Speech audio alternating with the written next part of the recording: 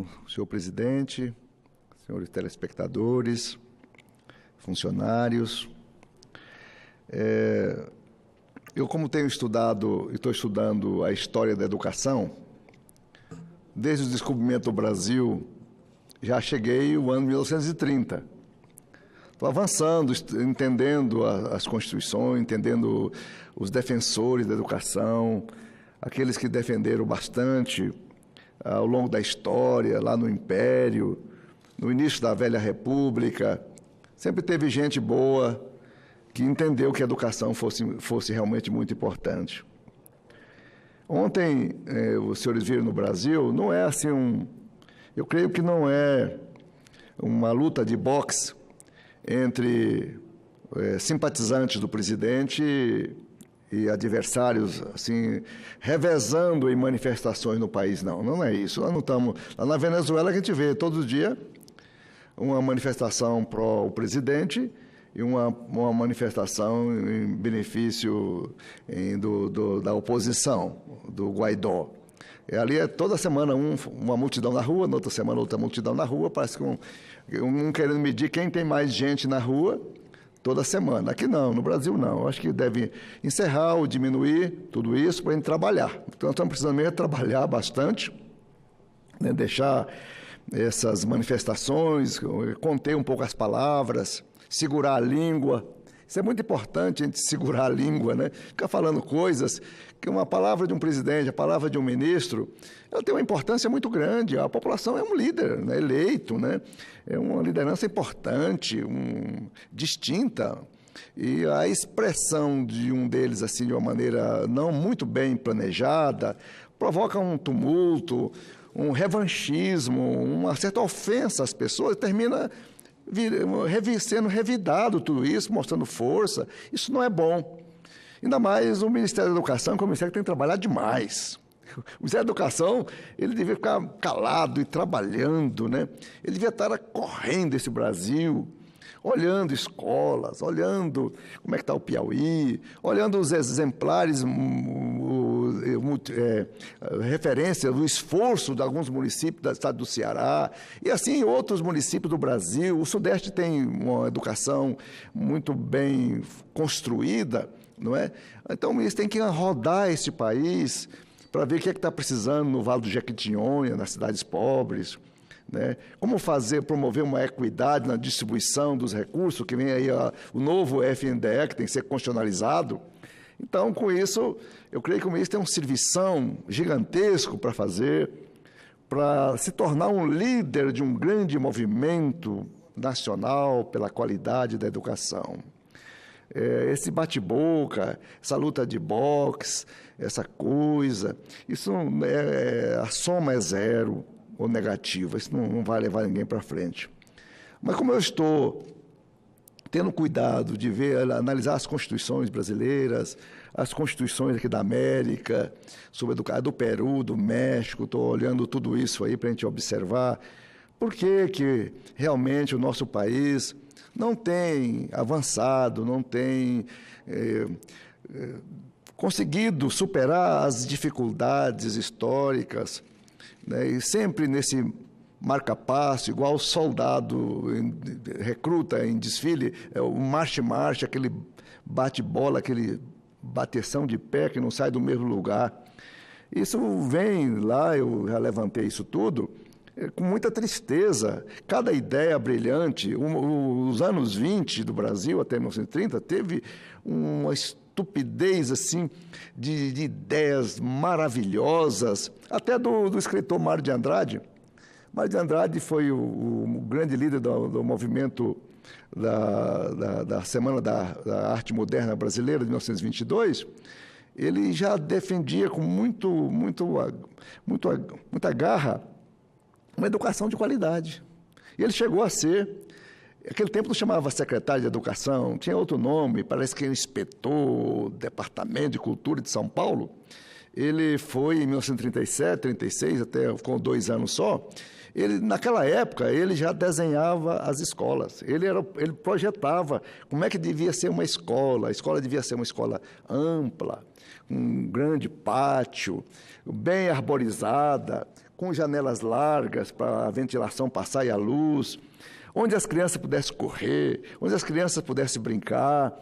A escola lúdica, onde o aluno aprendesse brincando, com felicidade, que o aluno saísse de casa, naquela época, em 1930 e pouco, saísse de casa por si só, não fosse chorando para a escola na marra, ele fosse alegre, pegava o livrinho dele, o caderno dele, a sacola dele, e já, eu quero ir para a escola, porque a escola era agradável, a escola onde tinha brincadeira, onde as crianças se encontram. E em 37 já estava lá Mário de Andrade trabalhando. Assim, nem fala nisso, depois a gente vai falar mais nomes, mas você veja bem, um escritor revolucionário, posso dizer insurgente, nacionalista, como Mário de Andrade, já preocupava com qualidade. Mas ele fica assim indagando, qual é o motivo real que nós não avançamos em relação, comparativamente com o Uruguai, comparativamente com a Argentina, com a Colômbia, aqui com os países, aqui mesmo, aqui na América Central, não é? Costa Rica, por exemplo. Costa Rica fez uma opção, o senador Paim. Em 1948, a Costa Rica fez uma opção, assim, lá não tem forças armadas, não tem exército, marinha aeronáutica, não tem. Eles optaram por não ter. E eles focaram na educação e na preservação ambiental. São os dois temas relevantes da Costa Rica. Preservar os seus ecossistemas e biomas. E, por isso, hoje, ele já é assim, uma referência mundial em fauna e flora diversificada no mundo. E eles não têm essas coisas de guerra, ele é o estado da paz. Ele não se envolve em querelas, em brigas com vizinhança de fronteira. Não, aboliram isso. A partir de 1948, é uma decisão política do país, aqui um vizinho nosso, aqui na América Central. E o Brasil está assim, está faltando um empurrão assim, coletivo. E aí eu volto para as manifestações de ontem. Eu sempre falava, onde eu estivesse, como prefeito, como deputado, eu falava, eu nunca vi uma greve, uma manifestação de rua em prol da educação. Eu falava, eu queria ver os pais na rua, os alunos na rua, os professores na rua, clamando por qualidade de educação, por mais educação. E ontem eu vi. Então eu fico assim, você fala assim, mas isso é bagunça, não é, não. Isso não é bagunça, não é baderna, isso é um movimento lindo, oportuno, maravilhoso, festivo, necessário, né? Para dar uma sacolejada no país, falar, gente, acorde. Esses meninos na rua ontem, esses jovens, me lembrou muito 1968, os movimentos estudantis no mundo. Em prol da liberdade, da expressão, da música, o movimento hippie, eu quero ser como eu sou, vestir qualquer roupa colorida, sapato alto, aquelas bocas de sino, tudo aquilo veio de 68, né? Com o movimento dos Beatles, todos esses grandes movimentos. O senhor está fazendo uma viajar no tempo, viu? Eu tinha 18 anos, 68. Você veja bem. Então, ontem, eu não sou assim, você é contra o governo, a favor do governo? Não, eu estou aqui para votar.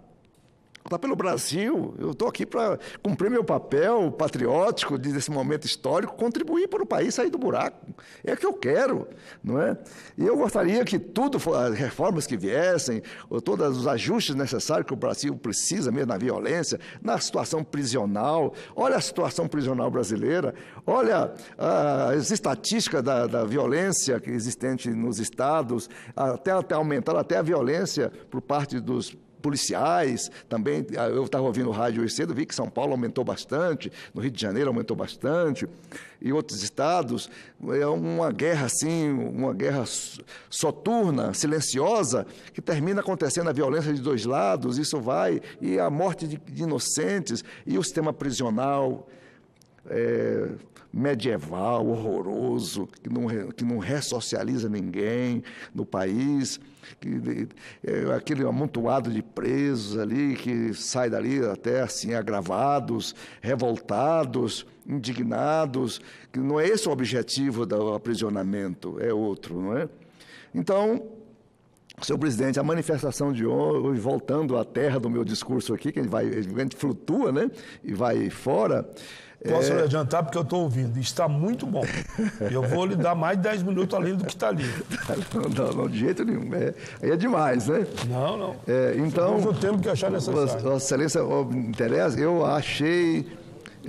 cá comigo, era justamente o que eu queria, era o povo na rua. O que eu queria ver ontem é esses jovens na rua, os professores na rua, os pais na rua. E eu vi. Fiquei muito feliz. Gostaria agora que esse movimento continuasse firme em prol da qualidade da educação. Porque na Constituição já fala, a Constituição brasileira é detalhista, ela vai longe em minúcias sobre a educação. Então, agora nós precisamos tirar da letra morta da Constituição para que isso venha acontecer na prática, né? Que a gente tenha esse país com mais conhecimento, jovens mais qualificados para o trabalho, ainda mais trabalho desse mundo admirável de hoje, esse mundo digital, essa grande revolução digital, que as crianças já nascem lá com 1 ano, 2, já está sabendo manusear uma ferramenta dessa, ligar um computador, os brinquedos eletrônicos. No seu tempo, você tinha que construir seu brinquedo. Você fazia seus brinquedinhos, a gente construía com a mão da gente os brinquedinhos. Nós mesmo fazíamos. Hoje não, a gente brinca eletronicamente, os meninos brincam no computador, nos jogos, e aquilo prende o neném, né? E vai andando. Tive agora de manhã cedo lá na audiência no FNDE, recebido pelo senhor presidente. Realmente nós temos uma preocupação, porque o FNDE termina o Fundeb termina a vigência dele de 31 de dezembro desse ano. E nós temos pressa porque não podemos entrar em janeiro sem um fundo que financia a educação. Então, precisa do Fundeb aprovado e constitucionalizado. Com isso, eu estou assim preocupado porque nós estamos amanhã já é junho, depois dia 17 recesso parlamentar, aí vem agosto, a reforma da Previdência toma um espaço enorme aí até setembro, e eu creio que o Fundeb a proposta de emenda constitucional deve entrar este mês de junho ou comecinho de agosto, concomitante com a discussão não podemos esperar, porque se esperar votar a primeira Previdência lá na frente, eu acho que não vai nem dar tempo de correr as duas casas em 2 turnos para aprovar uma proposta de emenda constitucional que seja encerrada lá para o dia 20 de dezembro. Então, eu recomendo o Ministério da Educação, o FNDE, todas as autoridades do governo, para que essa proposta esteja aqui na Câmara dos Deputados, no dia 3 de agosto, para dar tempo de ser debatida, montada a comissão especial para discutir o financiamento, né? Que a gente realmente, eu ouvi a Fátima Bezerra ontem, governadora do Rio Grande do Norte, ela veio falar em nome de todo o Fórum de Governadores, trouxe propostas interessantes, tranquilas. Ela trouxe aqui que hoje o governo federal participa no bolo do Fundeb com 10% só, o resto é estado e município. A proposta da Fátima Bezerra dos governadores é que a participação do governo federal chega a 40% do bolo. Então, ela quer 10% em janeiro, de 10% hoje ela passe para 20% e aumente 2% ao ano. Ela é bem sensata, porque ela vai aumentando progressivamente 2% ao ano para o financiamento, poder equilibrar o financiamento da educação, não ficar sempre nas costas dos municípios e dos estados, que estão combalidos e muitas vezes por isso que não consegue pagar o piso do magistério. Sabe que o Rio Grande do Sul há muitos anos não paga o piso dos professores. Isso está coberto de razão. Pois geralmente falta o Estado em crise, fica atormentado com dívidas e outros problemas e não prestigia nem a lei, né, da decisão. Muito bem. Metade dos estados, se eu não me engano, não paga o piso. Exatamente.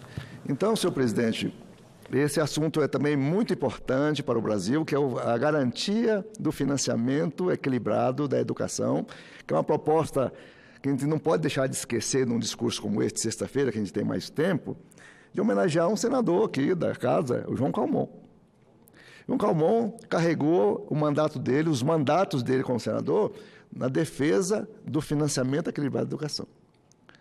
logicamente, ele passou aqui, eu lembro dele velhinho, já ex-senador, ele já tão acostumado de frequentar aqui os corredores e o plenário, que ele vinha quase todo dia, já velhinho, sentava ali, ficava um pouquinho ouvindo os discursos, levantava e ia embora. Né? Porque tanto que ele trabalhou, tanto que ele movimentou a vida dele inteira como uma missão de ser senador, e ele deixou esse legado incrível que foi o Fundef, antigo, que virou Fundeb, e que esse ano deve manter o mesmo nome, mas nunca pode esquecer do seu criador, que foi João Calmon. Não é? Fantástico João Calmon. E assim outros senadores brilhantes, se aqui nesse ambiente, aqui a gente, mesmo vazio, a gente vê Darcy Ribeiro. A gente vê Darcy Ribeiro falando, a gente vê Cristóvão Buarque. Isso, eu ia falando, lembrar o Cristóvão Buarque. Esses defensores eternos. Sabe que o Cristóvão Buarque foi o grande construtor aqui no Senado do piso salarial dos professores. Né? Pois é. Então são pessoas memoráveis, né, que realmente a gente não pode esquecer deles jamais, que têm uma contribuição histórica pela educação brasileira. E eu, assim, senhor presidente, a gente verifica muita brincadeira com a educação. Provavelmente os municípios, eles nomeiam diretores de escola politicamente. Ora o vereador indica, outra hora o prefeito indica. Às vezes tem um ótimo diretor de escola, mas que votou contra. Ele demite aquele diretor, coloca um cabo eleitoral no lugar. Permite uma partezinha só nessa questão dessa indicação, porque eu recebi essa notícia ontem. Primeiro, eu queria lembrar também que na construção do piso, são Dom Cristóvão e Deli Salvati. Ambos foi trabalhado muito nesse piso e foi sancionado na época de Tarso Genro e Luiz Inácio na presidência. Mas eu quero dar outro exemplo. Sabe o que eu fiquei sabendo ontem? Achei muito interessante, que na África do Sul, quem ganha as eleições para presidente foi um cidadão daquele país, muito ligado a Nelson Mandela, no tempo que ele estava vivo. Todos nós sabemos que ele faleceu, mas veio da escola de Nelson Mandela. Ele ganha do adversário, sabe o que ele faz? Ele tomou 2 medidas que repercutiu no mundo todo. Medida número 1, dos seus ministros, 50% homem, 50% mulher. 2, e é número 2, ele olhou todos os ministros do adversário e percebeu que 2 eram íntegros, honestos, competentes, trabalhador, e estavam fazendo um belo mandato na função de ministro do seu adversário. Manteve os 2. Está vendo? Por isso que vai na linha da fala de Vossa Excelência. Por que tirar alguém que está fazendo um bom trabalho só porque é do partido diferente? É um absurdo. E aqui isso reduz muito a liderança das escolas. Acho que o diretor, além de poder ser escolhido de uma escola democraticamente, logicamente fazendo uma seleção prévia por conhecimento mínimo de liderança, que um diretor de escola é um líder importante, porque ele convive com os alunos, com os pais dos alunos, com a comunidade do bairro. Então, ele tem que ser um líder, ele presta conta, tem dinheiros que eles recebem, tem que saber uma noção de contabilidade, tudo isso. Então, o diretor tem que ter uma competência mínima de gestão, de relações humanas, para que ele possa dirigir muito bem uma escola e ela crescer. Porque eu vi hoje na Folha de São Paulo, a Laura, esqueci o sobrenome da jornalista, ela escreveu sobre o professor, né, hoje. E uma pesquisa muito bem feita pelo grupo, uma subsidiária do Grupo Pão de Açúcar, que estudou os motivos do professor, as reclamações, e a maior reclamação da pesquisa é a solidão. A solidão do professor. Mesmo tendo o diretor e os colegas, às vezes o professor omite as suas dificuldades de relacionamento com alunos, as ofensas, as dificuldades. Os professores não falam. Ele falou, e o que é que você faz? Eu chego em casa e choro. Gravíssimo. Eu chego em casa e choro. Né? Então, está precisando, o diretor de escola, ele tem que ter uma liderança, tem que ser também um psicólogo, para ouvir os professores. Eu fiquei assim, abordei o tema dos diretores, para exaltar o nome de uma diretora de escola. Eu fico assim, com muito medo de falar o nome de um só, porque a gente comete muita injustiça, né? Mas tem uma que ela foi exonerada esses dias, ela foi exonerada da Escola Militar Tiradentes, em Rondônia, em Porto Velho, a capitã Érica Ossucci, né? Que vinha desempenhando um trabalho impressionante na escola militar que nós montamos lá de base militar, uma escola compartilhada, no distrito de Jaci-Paraná. Ela começou, qualificou as crianças rebeldes inicialmente, ela liderou, os meninos cresceram, os meninos prosperaram. Você viu como a escola virou uma romaria de visitação do estado inteiro. A partir dela, esparramou por Rondônia inteira o modelo compartilhado das escolas militarizadas, né? E a capitã Érica Ossucci, eu não sei por qual motivo, normalmente, esquecido o mérito dela, que ela é altamente competente, né? Ela foi exonerada, perdeu a função de diretora de uma escola impressionante, onde ela foi promovida e agora, não sei o motivo, ela rapidamente foi exonerada de uma função. Uma moça que tem uma história linda, se transformou assim, que é uma referência no estado de Rondônia. Qualquer município chamava a Ossucci para palestrar, para orientar outras escolas assemelhadas, compartilhadas. Ela sempre era chamada. Então, ele sente muito essas coisas, que não se repitam. Quero deixar que fique registrado a nossa solidariedade. Exatamente. O seu pronunciamento, como é o nome dela? Érica Ossucci, né, uma capitã da Polícia Militar. Isso, né, minha solidariedade à Érica pelo seu trabalho e a justiça que fizeram. Verdade, muito obrigado. E eu, assim, senador Paim, eu encerro o meu pronunciamento, nem sei o tempo que eu já falei, acho que eu falei demais, né? Aqui, e eu vou continuar falando sobre esses temas. Todo o tempo necessário que entender nesse momento. E eu até, o Jalci não falta, e a senadora Soraya também se inscreveu. Pelo que vejo, ficou nós dois aqui hoje como oradores, né?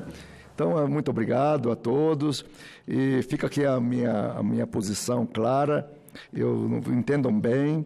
O pessoal fala assim, mas você está instigando o povo a fazer rebeldia. Não, não. A manifestação da educação ontem foi uma manifestação que eu aplaudi muito e eu ansiava. Eu falei, escrevi isso muitas vezes, que eu ainda queria ver uma manifestação em benefício da educação brasileira, gente na rua, né? E ontem eu vi. Então, eu encerro meu pronunciamento assim, saudando essa manifestação, e gostaria que os pais também ficassem mais perto das escolas dos seus filhos, né? Porque, veja bem, o seu filho, quem quer que seja, o pai, rico, pobre, remediado, empregado, desempregado, ele pensa o seguinte, eu quero que o meu filho prospere na vida, eu quero que o meu filho seja melhor do que eu quero que meu filho tenha uma boa profissão, que ele possa cuidar de mim quando eu estiver velho. É assim que os pais pensam e falam. Então, os pais têm que estar mais perto das escolas, mais perto dos filhos, né? Lendo com os filhos, apoiando os filhos, indo à escola, sentando ali, perguntando, não é? Estando perto, apoiando os professores. Isso é muito importante. Então, que não fique somente nas manifestações de rua, que os pais também fiquem perto das escolas. Aí, senhor presidente, eu encerro meu pronunciamento agradecendo a Vossa Excelência pela essa oportunidade e desejando ao povo brasileiro que a gente tenha melhores dias, que as coisas melhorem em nosso país, que a gente volte a ter confiança, que enfim, tudo prospere para o bem da nossa pátria. Muito obrigado.